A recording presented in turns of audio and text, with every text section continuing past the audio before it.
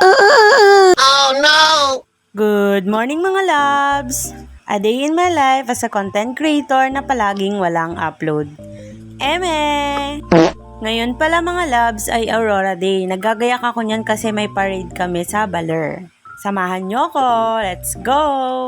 Maaga nga pala akong gumising yan mga loves, mga 4 a.m. dahil ang call time namin ay 6 a.m. Doon kami magkikita-kita sa munisipyo dahil sabay-sabay kaming pupunta ng Baler.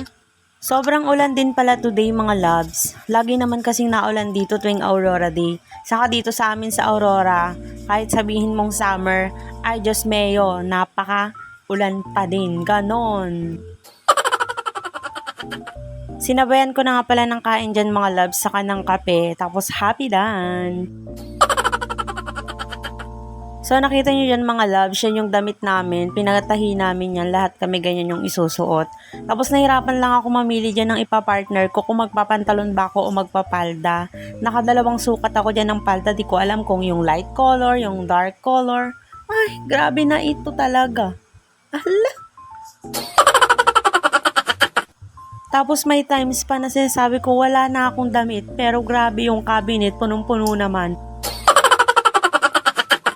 Yung unang sinukat ko nga palang palda, di ko pa yun na isusuot. Binili ko lang yun sa TikTok. Nakyutan lang ako. Pero di ko alam kung saan siya ibabagay. Grabe. Ala. Feeling ko kasi mga loves, di ko siya bagay or hindi lang talaga ako sanay magsuot ng mga ganun. Feeling ko, pag ganun yung suot ko, para ako naglalakad na suman. Ay, ala. Bandang huli mga loves, na pagdesisyonan ko na magpantalon na lang. Talaga, ang hirap. Yung gamit ko nga pala dyan na cologne, Andrea Secret na yellow. Sobrang bango nito, sobrang recommended nito, recommendable. Ay, hindi ganun. Pero ito mga loves, honest review lang sa pabango na to. Ay, honest review? Yung unang pag-spray sa kanya, hindi kayo mababanguhan kasi ako lang. Kasi ako nung una, hindi ko siya nabanguhan, parang iba yung scent niya. Parang scent na pang matanda. Pero kapag tumagal na siya sa damit niyo, grabe, sobrang bango na, amoy bulaklak. Ni Eva. Charot! Naglakad lang pala ako dyan mga loves and medyo umaambon-ambon pa. Makita nyo din dyan na ang dilim pa ang pagtingin niya sa'yo.